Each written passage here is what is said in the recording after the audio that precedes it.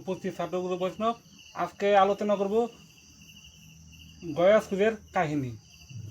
গয়ার দামটা কেন বিখ্যাত, আর গয়াতে পিণ্ডদান করলে, শ্রাদ্ধ করলে কী ফল লাভ হয়, এটার ভিতরে আজকের আলোচনা।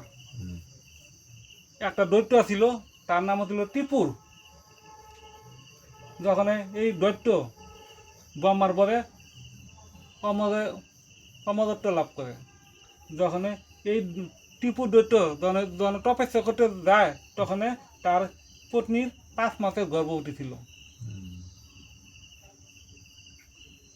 এই 5 মাস যখন গর্ভবতী ছিল, যখন ত্রিপুর যখন তপস্যা করতে যায়, তখনই এক সন্তান হয়েছিল, তার নামটা ছিল গয়াসুর। এই গয়াসুর ছোটটি না বিষ্ণু ভক্ত ছিল। সে তপস্যা করিয়া বিরাট শক্তিশালী হয়ে ওঠে, আর হের বাবার নাম ছিল ত্রিপুর।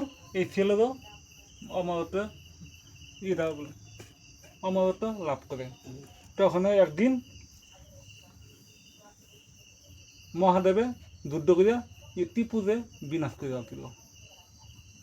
যখন হের ছেলে তপস্যা করিয়া শক্তিশালী হইয়া যখন আয়ে, যখন আমার বাবার মৃত্যু হয়েছে, বাবার কেউ মারলে পুত্র তো অল্প রাগ হইব, এটা স্বাভাবিক কথা। তখন আর এই পুত্র হইল তপস্যা করিয়া শক্তিশালী হয়ে শক্তিশালী, তারপরে আবার অমর। তখন হে গিয়া মহাদেবের লগে যুদ্ধ করছে, ভীষণ যুদ্ধ করার পরে শেষ পর্যন্ত মহাদেবে তার কাছে পরাজয় স্বীকার করছে, কারণ হে হলো অমর। তখন মহাদেবে গিয়া ব্রহ্মারে করছে, হে প্রভু, তুমি দাদাটারে যে কোনো বর দিয়ে দাও, আজকে এই গয়াসুরে যুদ্ধে আমাদের হারে আলতে। এই কথা শুনে ব্রহ্মা আর যত দেবতারা মিললা গয়াসুরের লগে যুদ্ধ করতে গেছে, সব দেবতা পরাজয় হয়ে গেছে। তখন সব দেবতারা ব্রহ্মা মিলা একটা চক্রান্ত করছে, কারণ উপায় তো নাই, গয়াসুরে তো বধ করতে লাগবো। কারণ হ্যাঁ যদি এরকম শক্তিশালী হয়ে ওঠে, দেবলোক স্বর্গ সব দিক দখল করে এলায়, তাহলে অসুরের রাজস্ব, এটা তো ব্রহ্মায় কোনোদিন কিন্তু চায় না। তখন সব দেবতারা চল করে আয়া গয়াসুরের কাছে বলতে, আমরা তোমার কাছে পরাজিত, এইবার যুদ্ধ বন্ধ করো, তোমার মতো বীর পৃথিবীতে কেউ নেই, তোমার স্থান ব্রহ্মলোকেরও উপরে। দেবতারা গয়াসুরের কাছে প্রার্থনা করতে, তখন এই কথা শুনে গয়াসুর অহংকার হয়ে গেল, যে আমার মতো বীর আর কেউ নাই, স্বয়ং দেবতারা পর্যন্ত আগে করতেছে, ব্রহ্মা পর্যন্ত আগে করতে, এর অহংকার হয়ে গেছে। তখন গয়াসুরের করতেছে, তখন গয়াসুরের করতেছে যে তোমরাও বেশ সাহসভাবে আমার কাছে যুদ্ধ করেছ, তোমাদের বীরত্বে আমি মুগ্ধ, এখন আমার কাছে বর প্রার্থনা করো।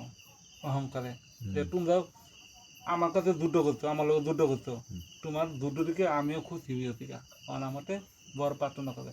তখন দেবতারাও বলছে যে তুমি মাটিতে লম্বভাবে শুয়ে পড়ো, তোমার দেহের উপরে আমরা যজ্ঞ করব, কারণ এই পৃথিবীতে যজ্ঞ করতে করতে না সব মাটি পুজো করতে গা, আমরা যজ্ঞ করবার আর কোনো স্থান নাই। পরে গয়াসুর বলল, তা কি সম্ভব, আমি অসুর, অপবিত্র আমার দেহ, এই দেহে দেবতাদের যজ্ঞ করা চলে না, অসুর অপবিত্র।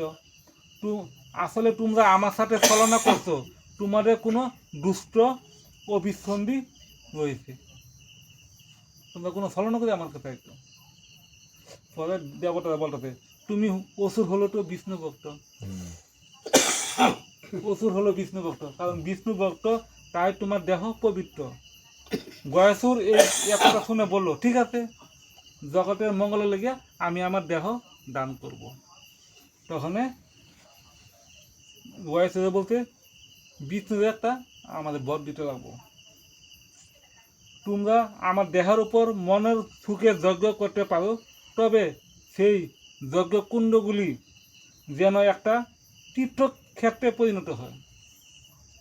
আমার শরীরে তো তুমি যজ্ঞ করতে পারো, কিন্তু এই জেনে জেনে যজ্ঞ করবা, এগুলি যাতে একটা তীর্থ পরিণত হয়।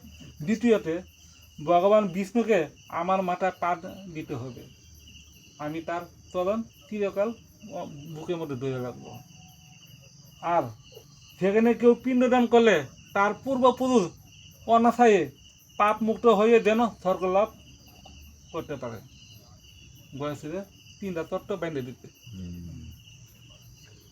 গয়াতে যদি কেউ পিণ্ড দেয় তার পূর্বপুরুষরা যাতে মুক্ত হইয়া স্বর্গ লাভ করতে পারে। আর গয়াসুরে তখন বললো যে আমি যেদিন দেখবো কোনো পাপী উদ্ধার হচ্ছে না, তখন আমি আবার দাঁড়াইয়া 3 লোক ধ্বংস করে দেবো।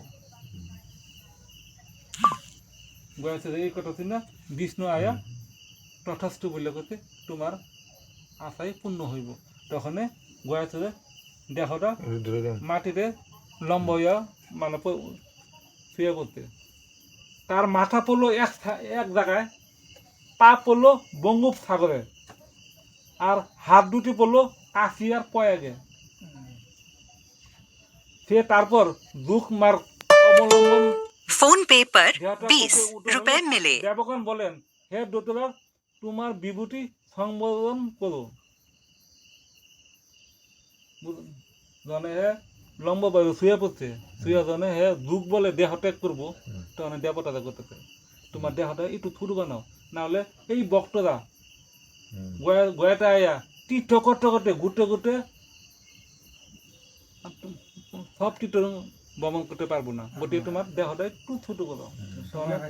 তার দেহটা ছোট করে হ্যাঁ নিজে দুঃখ বলে দেহ ত্যাগ করছে, কারণ হ্যাঁ তপস্যায় সিদ্ধি লাভ করতে, তো হ্যাঁ সব কিছু করতে পারে, হ্যাঁ নিজে দুঃখ মার্গ অবলম্বন করে দেহ ত্যাগ করতে পারে নিজে। তখন তোমার শরীরের বিভিন্ন স্থানে যজ্ঞ ও পিণ্ডদান করতে সাধারণ মানুষের সুবিধা হবে। এই কথা শুনে গয়াসুর দেহকে সংকুচিত করলো বুদ্ধগয়া ক্ষেত্রে, তার নাম হচ্ছে বুদ্ধগয়া। এই গয়া ক্ষেত্রে 365টা তীর্থস্থান আছে। এই গয়াতে পিণ্ডদান করলে পূর্বপুরুষরা মুক্তি পায়া স্বর্গ লাভ করে, কিন্তু একটা শাস্ত্রের মধ্যে আছে পিণ্ডদান করলে 1 বছরের মধ্যে পিণ্ডদান করতে লাগে। মানে কোনটা হাসা মিথা এরা একমাত্র গ্রন্থই জানে, এটা আমি জানি না। আজকে এই গয়াসুরের কাহিনী এখানে সমাপ্ত করা হইল। হরে কৃষ্ণ।